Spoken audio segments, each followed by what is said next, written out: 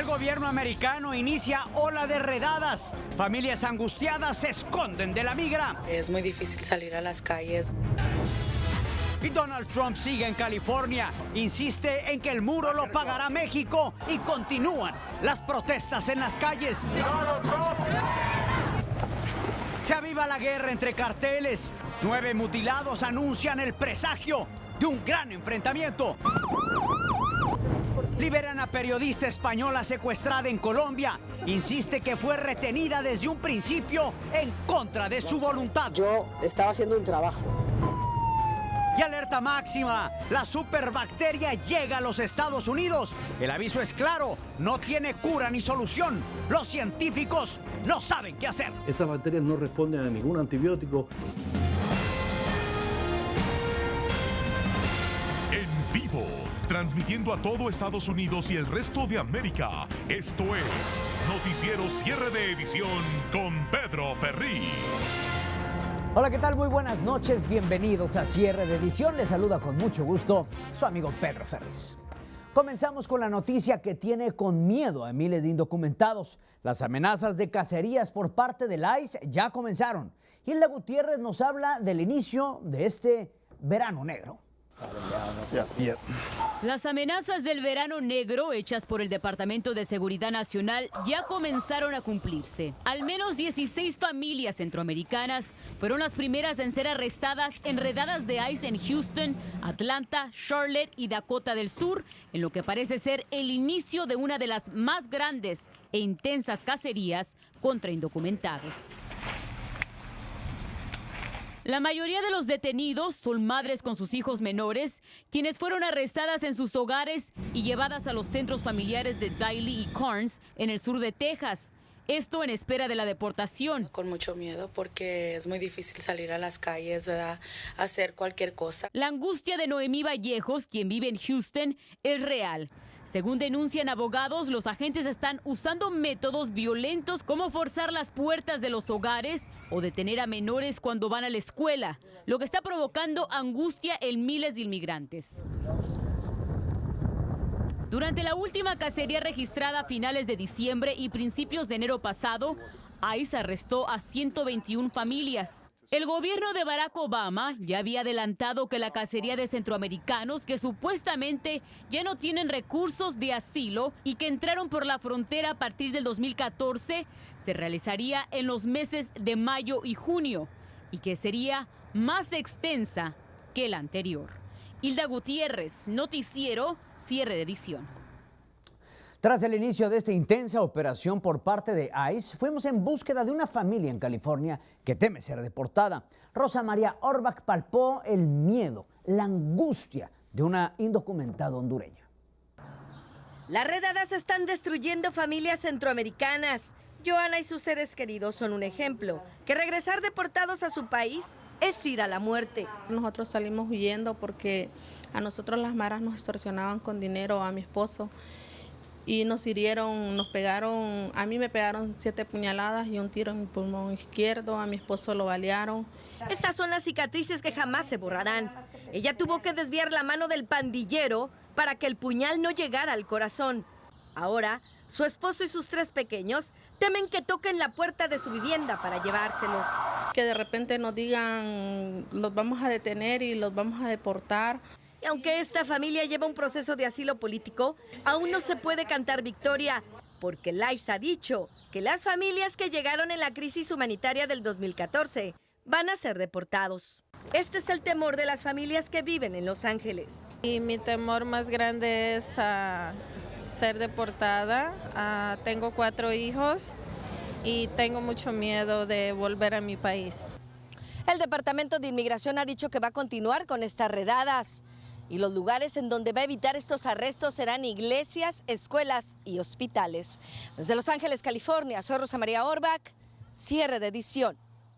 Este ambiente anti-inmigrantes es causado en parte por la retórica de odio de Donald Trump, quien hoy volvió a California. Carla Mesola nos dice cómo fue recibido.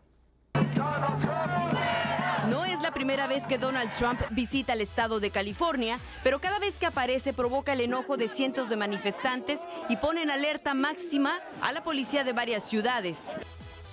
Por la mañana de hoy llegó a la ciudad de Fresno, donde cientos de personas, en su mayoría latinos, marcharon y se reunieron alrededor de la arena de la ciudad, donde Donald Trump habló ante sus seguidores.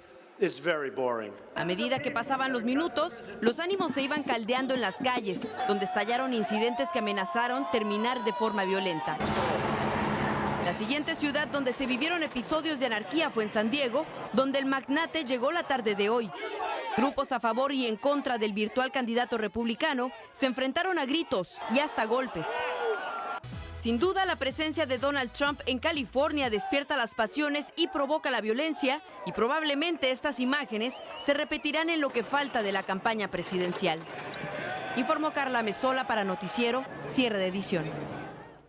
Sin duda, California es la joya de la corona para los precandidatos demócratas. Es por ello que Hillary Clinton busca inclinar la balanza a su causa. Esta mañana hizo campaña en San Francisco en medio del escándalo por el uso de sus correos electrónicos personales para asuntos oficiales. De inmediato, la ex secretaria de Estado dijo que esta polémica no afectará su campaña.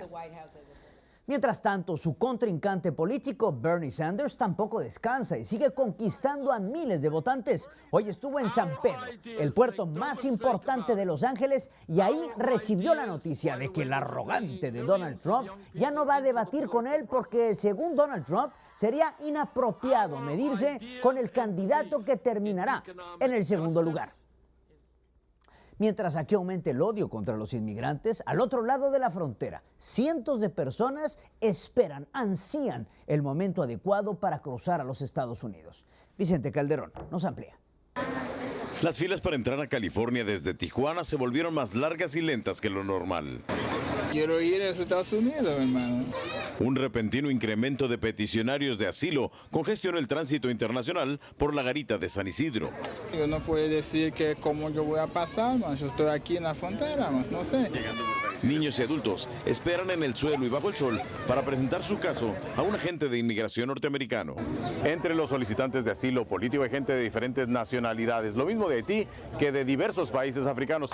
Esta pareja viene del Congo, África, donde están en guerra. Ya atravesaron 8 países.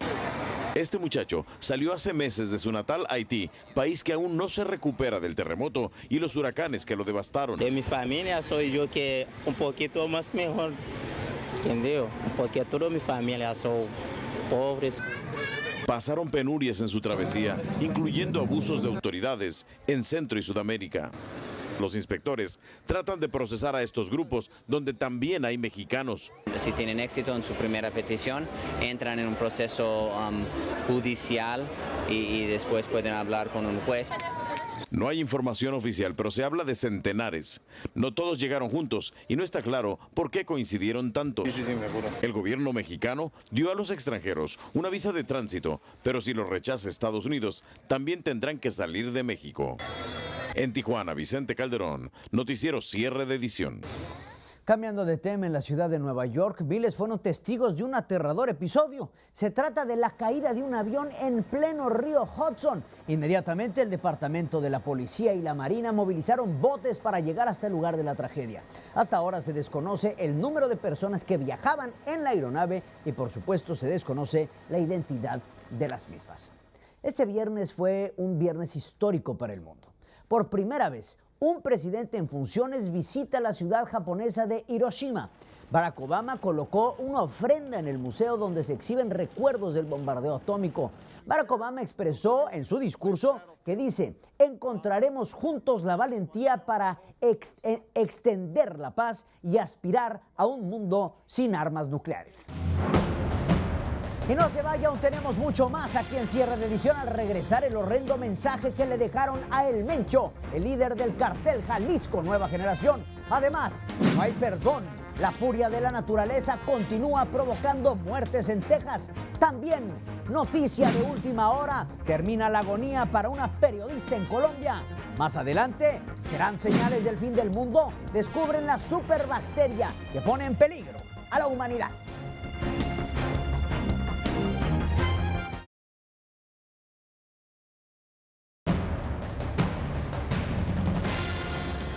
Un sangriento mensaje dejaron sicarios en la frontera entre Jalisco, Guerrero y Michoacán.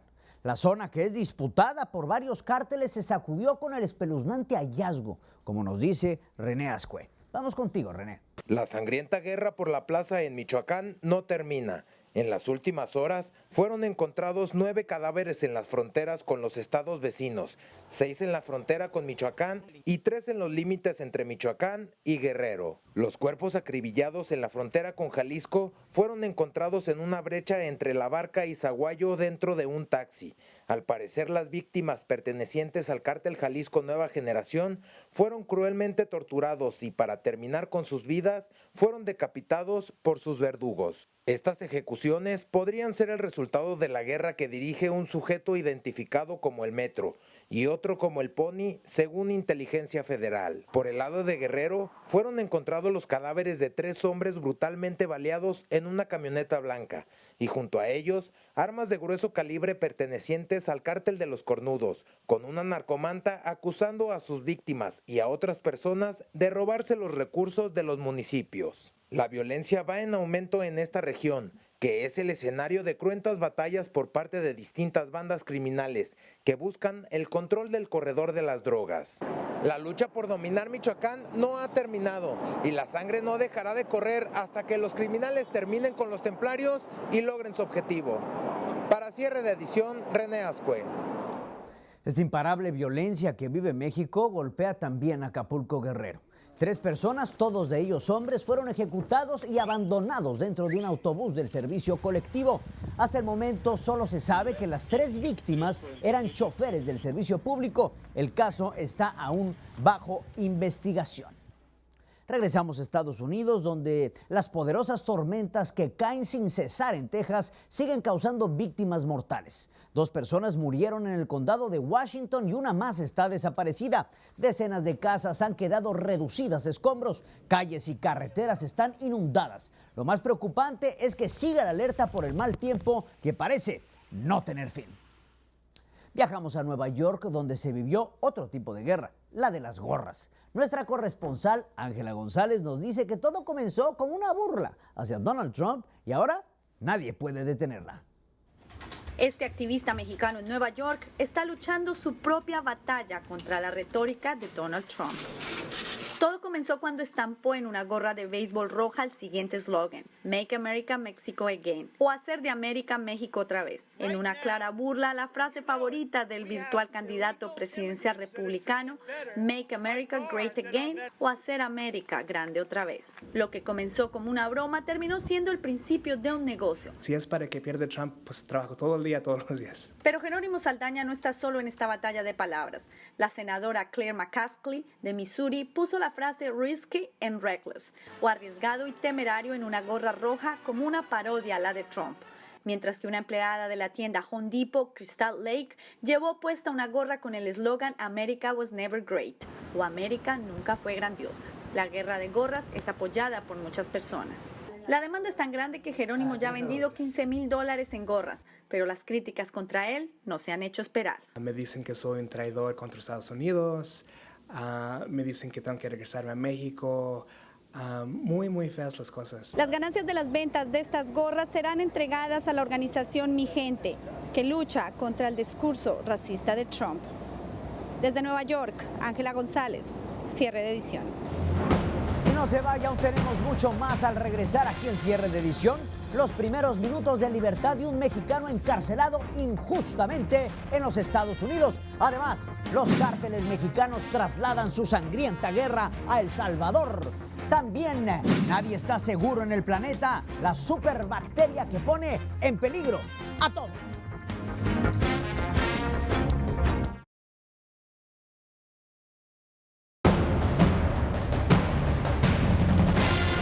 Nuestras cámaras registraron los primeros minutos de libertad de un inmigrante mexicano que permaneció 16 años tras las rejas, tras ser confundido con un violador. Ahí estuvo Dolce Castellanos, quien nos muestra este emotivo momento. Después de 16 agonizantes años tras las rejas por crímenes que no cometió, Luis Vargas se convirtió en un hombre libre finalmente. Lo acusaron de ser un violador sexual en serie, al confundirlo con el infame violador de La Lágrima, y fue condenado a pasar el resto de sus días en prisión. Una cruz que nunca mereció cargar. Y con la clase de cargos con lo que se me acusaron a mí, yo miré personas morir. Después de varias apelaciones fallidas, su caso volvió a cobrar vida hasta que las pruebas de ADN mostraron su inocencia. Con la ayuda del Proyecto Inocencia de California, Vargas fue librado de toda culpa en noviembre del 2015. Luis fue exonerado, pero la pesadilla no terminó ahí. Fue trasladado a esta cárcel en la ciudad de Santa Ana, donde inició una nueva batalla con el Departamento de Inmigración, quien buscaba deportarlo. Frenamos esa deportación, pedimos un alivio migratorio en frente del juez, pero al mismo tiempo pedimos estratégicamente una fianza para el señor Vargas y se le otorgó ayer y por esas razones salió hoy. Luis planea poner en práctica los múltiples títulos que obtuvo en prisión y retomar la vida que le arrebataron por un depravado sexual que aún está prófugo. Informó Dulce Castellanos, Noticiero Cierre de Edición. Viajamos a El Salvador, donde los pandilleros están copiando las prácticas sanguinarias de los cárteles mexicanos. Ahí está Josué Natambakis, quien nos tiene los detalles de la última jornada. Adelante, Josué. Espeluznante fue el hallazgo con el que se toparon las autoridades en plena autopista hacia el municipio de Quesaltepeque, al norte de la capital salvadoreña. 2 cadáveres envueltos en sábanas, en bolsas plásticas y con un mensaje macabro. Las autoridades creen que los 2 jóvenes presumiblemente pandilleros fueron víctimas de un grupo de exterminio, quienes además de matarlos a balazos desmembraron sus cuerpos y los dejaron en esa autopista como una advertencia de muerte para quienes pertenecen a esos grupos criminales. A uno de ellos como que le han cortado la cabeza y le han puesto un mensaje. Al parecer los 2 son miembros de la pandilla, ¿verdad? En las últimas horas, El Salvador volvió a vivir una nueva jornada sangrienta, un repunte de asesinatos que rompe una baja de las muertes violentas de las últimas semanas. En total han sido 15 los homicidios registrados en diferentes puntos del país en las últimas 12 horas. Entre las víctimas se encuentra también un exfiscal a quien presuntamente pandilleros le quitaron la vida. En El Salvador, Josué Natambakis. Noticiero Cierre de Edición. Desde Colombia nos llegan buenas noticias. La periodista colombo-española Salud Hernández fue liberada hoy después de 6 días en cautiverio por el Ejército de Liberación Nacional. Fue secuestrada. Así explicó cómo fue retenida por el Ejército de Liberación Nacional. Yo estaba en una calle solitaria y el ELN me dice, suba a esta moto. Y el ELN me quita todos los equipos y me dice, entre mañana, esta tarde y mañana se los devuelvo. Y fue así, como es decir, yo estaba en el Terra haciendo un trabajo. Horas después de la liberación de Salud Hernández, los guerrilleros también entregaron a otros 2 periodistas secuestrados en la región de Catatumbo. Y ahora vamos con nuestro compañero Francisco X Rivera, quien nos tiene la jugada de la semana. Adelante, Francisco.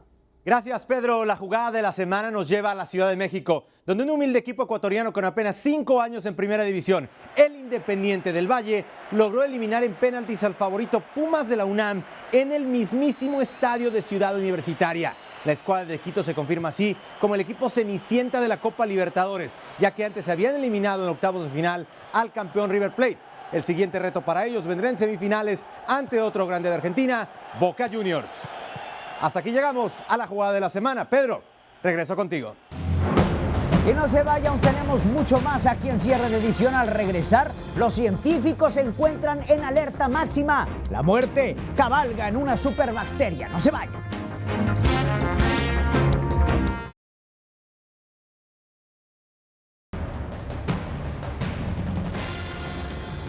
La aparición de una superbacteria aquí en los Estados Unidos pone en alerta a los científicos. ¿Podría ser este el fin de la humanidad? Alberto Godínez nos comenta por qué. Cuando una mujer llegó a uno de estos hospitales en Pensilvania con una infección en las vías urinarias, nadie pensaba lo que descubrirían. Tras varios exámenes a la paciente, las alarmas se activaron. Los médicos habían dado con el primer caso de la superbacteria, resistente a cualquier antibiótico. Lo que la ciencia había anticipado como un terror del futuro se hizo realidad. Como nos explica el doctor Alberto Alonso. Infectamos con una bacteria de estas llamadas superbacterias, pues se le hace difícil a los médicos en los hospitales tratar, porque ya que estas bacterias no responden a ningún antibiótico, es muy difícil de controlar las infecciones. Por años, el Centro de Control y Prevención de Enfermedades de los Estados Unidos ha estado advirtiendo acerca de la amenaza de bacterias resistentes a los antibióticos. Pero la terrible revelación fue una sorpresa. El gran problema, como lo advierte el doctor Alberto Alonso, es que la superbacteria llevaría al mundo de vuelta a la oscuridad de la medicina, donde no existen antibióticos. Para cierre de edición, Alberto Godínez. Y nuestra pregunta del día de hoy. A pesar de las largas filas en los aeropuertos, ¿piensa usted viajar este fin de semana largo del Memorial Day? El 5% dijo que sí, el 95% dijo ni de loco me muevo de este país. Y para el final hemos reservado a Esmeralda Ugalde, una joya de San Luis Potosí que se parece mucho a su hermana Ana Bárbara. Se las dejo para que la disfruten en este fin de semana largo. Yo soy Pedro Ferriz, sin embargo los espero el lunes, ya sabe, aquí con las noticias. Y recuerden, hagamos historia.